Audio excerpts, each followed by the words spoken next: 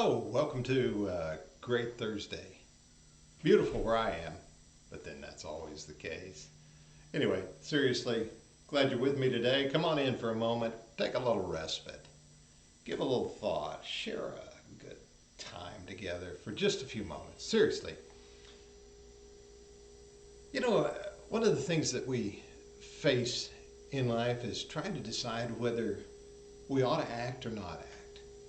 Is it up to us? Is it up to me? Should I be the one doing this? That's the question that runs through our minds. Am I supposed to do this? Usually when we take on a job, we ask, what am I expected to do? What am I supposed to do within this job? We ask those questions. It's a good question to know. What are the limits? What should I do? What should I not do? I think that's interesting. There's a great little picture in the book of Isaiah, in the 6th chapter, a familiar one. When you get down to the 8th verse, there is the voice calling out and asking, who will go? Who shall we send? And the answer comes back, here am I. Send me. There's more to the story than that, of course, and you can go back and read it there. And it's an interesting picture, kind of an oddity in a way, as some of the things you find in the Old Testament prophets are. But it comes back to that idea, who's going to go? Who's going to take care of this? And then you say, well, why not me? Why not me? I think we often like for somebody else to take care of things if we're not of a mind to immediately, or we wait and see. We're just not that kind of arrogant or full of ourselves or whatever it might be. I'm not sure why, but we hesitate sometimes, waiting to see who will do it. And maybe we grow accustomed to the point it's somebody else's job. It's somebody else's responsibility to take care of whatever it is. Maybe that stems from our childhood and our parents or others taking care of so many things for us. To learn that individual response that says, let me be the one. Let me have the responsibility. There's a great story that you may know about Harry S. Truman, President Harry S. Truman, I should say, and the sign that was on his desk. You may know about it. In 1945, at the Federal Correctional Institute in El Reno, Oklahoma, one of the men and the warden got together with the idea of a sign that they'd seen and wondered if one could be made for President Truman, newly into the presidency of the United States after the death of Franklin Delano Roosevelt. And they agreed, and the sign was made, and it was sent to him. And it was a reversible sign. On the one side it says, I'm from Missouri. And as you turn it around on the other side, and that became the most familiar part of it, it says simply, the buck stops here. I think it's a great thought.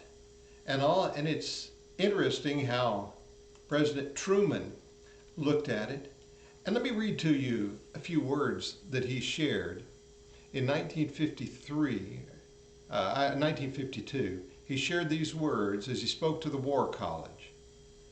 President Truman said, it's easy for the Monday morning quarterback to say the coach should have done after the game is over. But when the decision is before you, and on my desk, I have the motto which says, the buck stops here, the decision has to be made.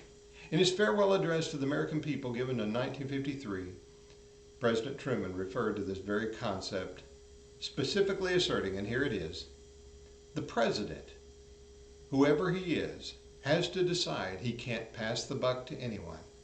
No one else can do the deciding for him. That's his job. If we begin to apply that in our lives and we face up to the circumstances that are around us and the opportunities, the challenges, the choices that have to be made, it's important that we see that aspect. In that moment, in that split-second decision, in that opportunity, to say, here am I, send me. Or as the motto on President Truman's desk says, the buck stops here. You can't pass the buck. You can't push it to somebody else. The time is now. It can be a tough thing to do. But in the end result, we generally find that we have an opportunity and we grab hold of it and we don't regret it. Oh yes, I know we get in sometimes to things that we wish we hadn't, but generally speaking, we come back and we realize it needed to be done. I had the opportunity. And hopefully we say, I'm glad I did it. Yeah, we got biblical opportunity, biblical imperative. And with the example of this simple thing, a choice is made. Each one of us finds ourselves in individual circumstances. We may not be the President of the United States. We may not be in an angelic setting as is pictured in Isaiah, but we face choices every day. How will you make your choice? Look around and say, somebody's got to do something about this. Or will we do it ourselves? If we're reminded of that plaque, then we'll be reminded, it's time for me to step up to the plate. It's time for me to do what needs to be done. It's time for me to recognize the buck stops here. Hey, I hope this is a good day for you, a day of good decisions and choices made. Let's remember, here am I. Let me be the one to take care of this business. We won't regret it. I'm glad you're with me today. I hope it's a great Thursday for you. I hope it's a blessing to you and you're a blessing wherever you go. We'll look for more things that we can share a little further down the road. Again, thank you for being with me today.